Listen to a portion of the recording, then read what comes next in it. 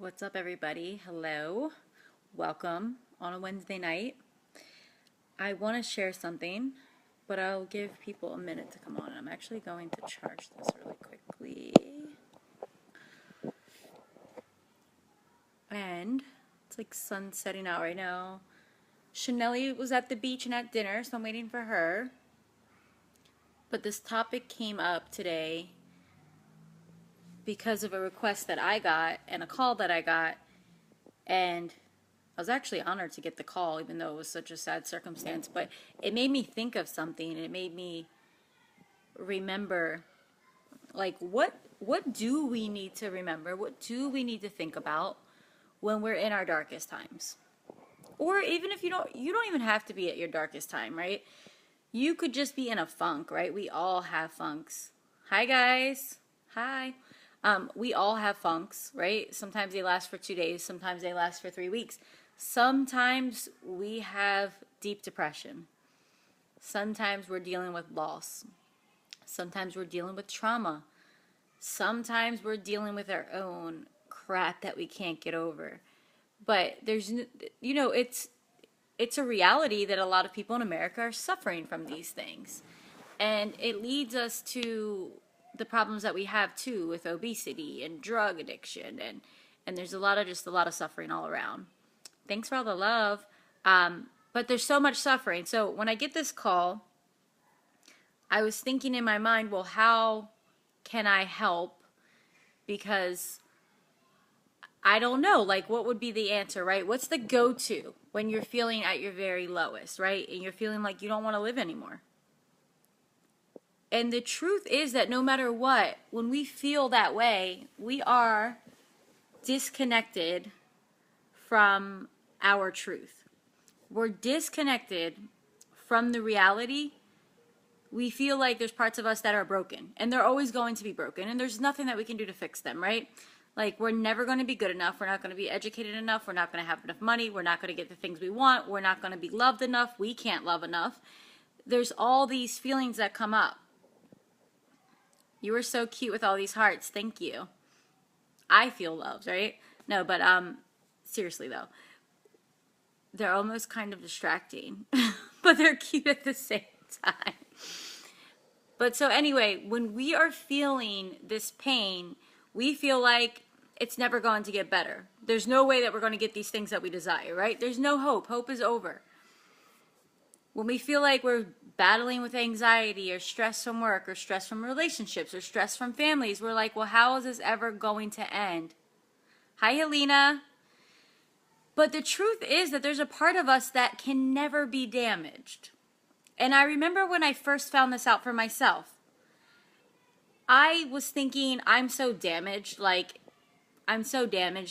felt like as I walked around the street that I had a sign on my face that said, hey, look at me. I've done this, that, and this, and I'm basically just a shitty person.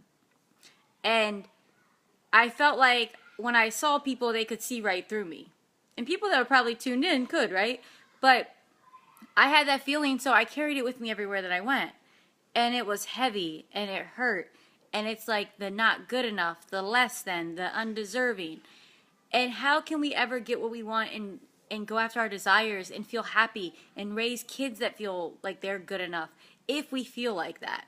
So I remember having the biggest shift in the beginning of my transformation, where I was actually at Agape at my spiritual center, and Michael Beckwith, right, the founder of that center, he was on stage. No, you're cute. Thank you.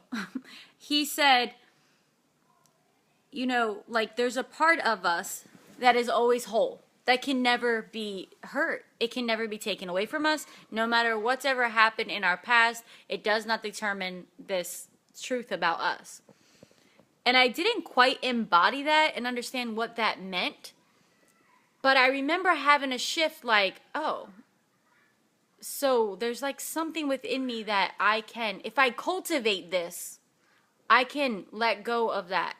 Or that doesn't have the same strength or power or bondage on me. And that was like that one little thing of hope. So every time when I was feeling in this darkness, I would refer back to that statement. So today when I'm having this call, the same thing. I'm like, well, what do you say to someone in that situation where they've forgotten about their light? We can't just say your life is worth living. They know that on some level. They know that their life is worth living on some level. However, the emotional heaviness has taken over and they don't want to live. Right? Why though? So it gets to the point where when we are so caught up in what we've already done or what we've experienced, we can't see anything else because we are constantly out picturing our past, right? So it takes doing a lot of work to be able to sit down and visualize and to project into the future and see something different for yourself, to have the hope, to see the light. And that's where we get into like the truth about co-creation, when we can say, I see that someone is living a life like this. I have no idea what that's like. I've never experienced it, but I'm going to sit down and really tune into what it would be like for me to be like that. And then we can co-create something different, right? But I think we have to understand when people are depressed, we can't just tell them you shouldn't be depressed or it's not that bad. That does not register to them.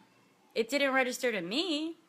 And it's a real thing. So we have to remember when we're talking to our loved ones, whether we're talking to our clients, and you know, if you've never been in that situation, just know that within each of us, no matter what we've been through, and there was some woman that was just on one of my posts talking about, well, if someone's murdered someone, then they're not worthy anymore. And it's like, it depends what you believe, right? Because here's the deal.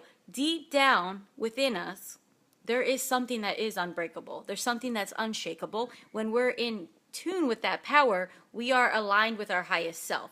We are not going to hurt another person. We are not going to hurt ourselves. However, we can get so disconnected from that truth where we hurt lots of people. We hurt ourselves. We don't even care about living anymore. So we have to remember that. There are a bunch of people walking around this world that are not connected with their truth, right? It's like that light is in there, but it's covered. It's dark. There's no radiant like anything in there. And I've been that person because guys, just 10 years ago, I did not believe in even God. I'm going to share this in my book, but I remember when I first went into like my spiritual center and they were doing like their congregational song and they said God, I was like, what? I don't like that. But the message was good enough and it was open and I liked a lot of other things about it, so I hung around. I understood that that was just the meaning that I had given it, and that we all give meanings to things, and that it doesn't matter. Another thing that doesn't matter is what other people think of us. Even though it might hurt us or might excite us, we all give meanings to things. So there is, for the people that are depressed or having anxiety or living in fear or feeling pain, we are not here to make anyone else feel good or feel happy or to feel excited about our lives, right? We are here for a purpose. And for the people that are suffering, let me tell you that the people that are suffering and that have been through a lot of stuff are the people that need to step up and heal and then heal other people.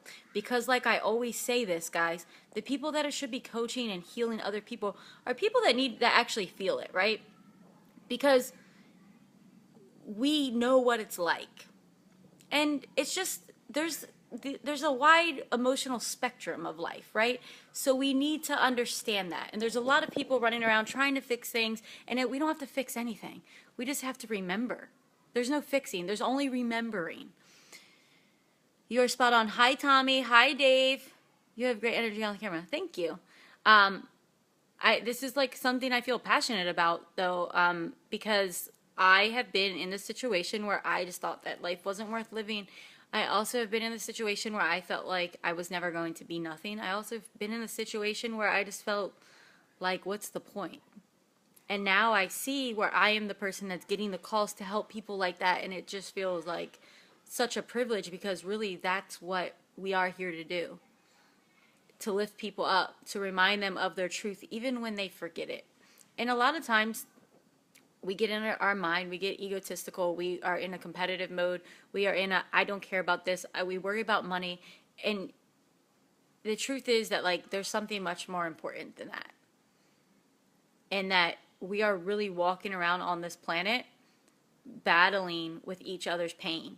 My pain is touching your pain, and we're just like poking at each other. And that causes so many problems. Whereas if we could just look at each other and be like, damn, they're dealing with this and that. I don't even know what they're dealing with. I can't even imagine what it's been like to live in their shoes their entire life. So maybe I should just be a little bit more kind. Maybe I should just be a little bit more forgiving. Maybe I should just give them some sort of like compliment, because there's always something we can compliment somebody on, right? Always something. So I think that's what we need to do. And it's just something to be mindful of. And then when it comes to anxiety, man, it's like anxiety is a little bit different, because I still get triggered for anxiety, but now I know my tools, right? But I still have to go back to it. I'm like, why am I being anxious? There's some sort of fear. My intuition is trying to tell me something. My physical body is feeling something that my mind hasn't yet registered, or that like my mind has been going so fast that my mind hasn't yet registered what's going on with my emotional body or my physical body, and everything, that matrix, right, is not aligned, and I'm not aware. So I have to get back into a place where I can become very aware of what's happening, what's triggering this anxiety. For years I had anxiety and I was taking things to like calm the anxiety. I was wondering, how the hell can I get rid of this anxiety? I didn't even realize or like wake up to the fact that, yeah, my life was stressful and I was in a lot of shitty situations. I had crappy friends. I had an asshole boyfriend. I had my family that was driving me insane. Like, all of these things were bringing me anxiety. Anxiety was like a message telling me, don't deal with this. Like, you are out of integrity with your soul right now. And that's what anxiety really is. It's like something is out of alignment right now. Check in with yourself. We shouldn't be numbing ourselves for years, decades, our entire life, right? It's like, check in, what is out of alignment right now. So yeah. So anyway, that's pretty much what I wanted to say on this. The other thing, come on to the class on Saturday, because Saturday's free class. It's a master class. We're going to go through a meditation and grounding practices for getting back into your power. Just like I'm saying, if we're in depression, or if we're in pain, if we're in suffering, we are disconnected from our truth. We are clinging to the past or the present, or the past or the future too strong. Like, the grip is too strong on either the past or the future. When we're in our power of our absolute truth, that's when it's unshakable. Confidence doesn't come from something that you hear, something that you get from someone. It comes from knowing that I am a divine being and I am capable of achieving whatever I need to achieve. Will I have to grow and become a different woman? Absolutely. Because there's parts of me that I haven't yet developed. There's things that I have to still reveal to myself. That's all good. But we have to know that. So what's the point of the master class? The master class is to go through these practices so you have the information that you need when you want to ground back down, right? Something throws you off, a relationship, somebody in your family, someone at work, something in business throws you off. What do? Go back to the practices. Where does that unshakable confidence come from? From knowing that you're already whole, from knowing that everything is already fine, from knowing that everything that you need is already within you. And that sometimes it's just our job to do the work to reveal it. And that's it. So go and join that. I posted something earlier with that. And then, yeah, the depression thing. I mean, if I keep sharing this stuff, people are going to think that I'm just a straight therapist, and I'm not. But it's so important, because average, everyday people who don't even share it are suffering from these things. And it keeps us stuck. It keeps us not able to cope, because then we think like, well, something's wrong with me because I feel like this. And it's not something's not wrong with any of us. There's nothing wrong with any of us. Sometimes we have to change something that's in our diet. Sometimes we have to change the people that we're spending time with because they make us feel like shit and they're abusive. Sometimes we have to just up level the things that we're doing and contributing to in life, because if we're not contributing, we don't feel good sometimes, right? Like, my work needs to feel, when I'm contributing to other people, and that's my work, I feel fulfilled, right? So we all feel like that in a way. We all want to feel good. So sometimes we're just disconnected because we're doing the same stuff day in and day out for years. So then what do we need to do? When we come home from work, we need to drink beers or something, because we don't feel good. We feel like something's missing. So anyway, See you all at the class. I hope this helped. And if you know someone that's struggling with any